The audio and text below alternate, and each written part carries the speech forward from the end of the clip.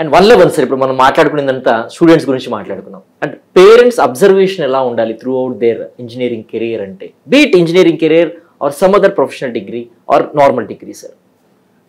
డెఫినెట్గా మార్క్స్ గురించి అడగద్దండి. పిల్లల్ని మార్క్స్ ఎంత ఇంజనీరింగ్లో అసలు అడగద్దు. ఓకే, ఏం ప్రాజెక్ట్ చేసావు నువ్వు, ఏం ప్రాజెక్ట్ చేస్తున్నావు, ఎక్కడ ఇంటర్న్షిప్ చేయబోతున్నావు, హ్యాండ్స్ ఆన్ ఎక్స్పీరియన్స్ ఎక్కడ చేయబోతున్నావు. లేకపోతే ఇంకా సింపుల్, మీ నాన్నగారు ఒక ఐటీ ఇంజనీర్ లేకపోతే ఒక ఎలక్ట్రిసిటీ ఇంజనీర్, అబ్బాయిని మీతో తీసుకెళ్ళిపోండి ఆఫీస్కి, తీసుకెళ్ళి కూర్చోబెట్టారు, ఇది నా ఎలక్ట్రిక్ జాబ్, నేను రోజు ఇలా చేస్తాను అంటే ఇలాంటి స్టూడియోకి తీసుకొచ్చి చూపించండి, this is our job environment sir. ఒక మెడికల్ డాక్టర్ దగ్గర పక్కన కూర్చోబెడితే ఎంతమంది మెడికల్ విద్యార్థులు నేర్చుకుంటారో, అలాగే రియల్ వరల్డ్ ఎంత తొందరగా ఎవరో మీరు మా అంకుల్ ఉన్నాడు ఎవరో ఉంటే జాబ్ అక్కర్లేదు, అబ్జర్వర్షిప్ అంటారండి. మెడిసిన్ లో ఉందండి, యూఎస్ లో అబ్జర్వర్షిప్ అంటారు. You just go and observe, ఏం చేస్తున్నారు వాళ్ళు, డే ఎలా ఉంది, ఎలా మేనేజ్ చేస్తున్నారు తెలిసిపోతుందండి. వీడు ఇంట్రెస్ట్ ఉందా లేదా, ఎంత కష్టం జాబ్ చేయటం. సో అందుకని పేరెంట్స్కి focus on projects, focus on real internship అంటే మళ్ళీ ఎవరిని అడగక్కర్లేదండి. మీ ఇంటర్న్షిప్స్ చాలా ఉన్నాయండి, చారిటబుల్ కాజెస్కి ఇంటర్న్షిప్స్ ఉన్నాయి, సొసైటీ కాజెస్ ఇంటర్న్షిప్స్ ఉన్నాయి, రైట్. మన జిహెచ్ఎంసీ లాంటివి వీళ్ళందరూ కూడా ఇంటర్న్షిప్స్ ఇస్తారు ఫ్రీగా. బట్ దానిలో మనం we have to let go something. అంటే కంపెనీస్ ఏమి ఇదేంటి నువ్వు ఇంట్లో చేసే ఇంటర్న్షిప్, నువ్వేం సాఫ్ట్వేర్ కంపెనీ చేయడం అడగరండి. నీకు కుతూహలం ఉందా, రైట్. ఒక ఎన్జిఓలో ఒక ప్రాబ్లం సాల్వ్ చేసేవాళ్ళు మీరు, ఎన్జిఓస్ చాలా మంది వెబ్సైట్స్ క్రియేట్ చేయలేకపోతున్నారు. ఎన్జిఓకి వెబ్సైట్ క్రియేట్ చేయి, రైట్.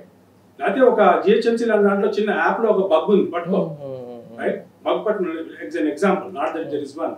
ఓ అలాంటి ఇంటర్న్షిప్ మళ్ళీ ఎవడో వస్తాడు, ఎవడో నాకు ఇంటర్న్షిప్ ఇస్తాడు, నేను ఒక ఏసీ రూమ్ లో కూర్చుని ఒక 3 hours 6 hours పనిచేసిన విషయం అది కాదండి. అలా ఉంటే అసలు ఆ మైండ్ సెట్టే వాట్ వీ డోంట్ నీడ్ యువతలో.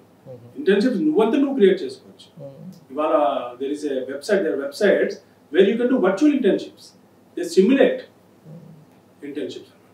సో అందుకు ఇవాళ పేరెంట్స్ అడగాల్సింది, అరే నువ్వు ఎంత థియరీ నేర్చుకున్నావు, ఎంత మార్క్స్ వచ్చాయని కాదు, ఎక్కడున్నా నువ్వు ఎంత అప్లై చేయగలుగుతున్నావు, రైట్. ఈవెన్ ఇంట్లో బల్బ్ మార్చమని అడగండి మీ అబ్బాయి, వైఫై పాస్వర్డ్ కన్నా వైఫైని మొత్తం డిటాచ్ చేసి కనెక్ట్ చేయమని చెప్పండి, ల్యాప్టాప్ని మొత్తం తీసేసి మళ్ళీ కనెక్ట్ చేయమని చెప్పండి. ఇలాంటి హ్యాండ్స్ ఆన్ రియల్ వర్క్ వస్తేనే పిల్లలకి ఇవాళ అడాప్టబిలిటీ కానీ, అప్లికేషన్ ఆఫ్ నాలెడ్జ్ కానీ, ఆ థాట్ ప్రాసెస్ వస్తుంది. మార్క్స్ వల్ల this nothing going to happen. I know అన్ఫార్చునేట్గా అదొక క్రైటీరియా, 80% ఉన్న వాళ్ళని మేము ఇంటర్వ్యూ చేస్తాం అది ఇది అంటారు, వాళ్ళు ఎట్లాగో దాన్ని తెచ్చుకుంటారు, no doubt, right. College placements వీళ్ళందరూ చూస్తారు కాబట్టి అది తెచ్చుకుంటారు.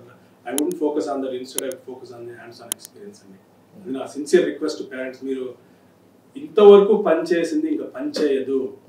దెర్ ఈస్ ఎ సేయింగ్ అండి, మనం చేసిన పనే చేసి డిఫరెంట్ రిజల్ట్ ఎక్స్పెక్ట్ చేయలేమండి.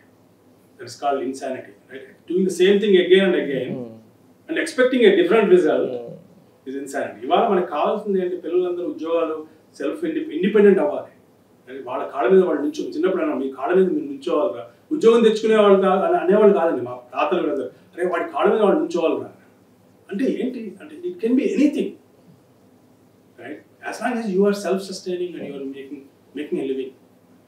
ఏదో కార్పొరేట్ ఎంఎన్సీలో పనిచేసి 1 2 3 4 5 ఫార్ములా కాకుండా కొత్తగా ఆలోచించండి ఎందుకనండి.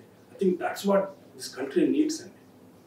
This country doesn't need corporate driven, yes, employee mindset.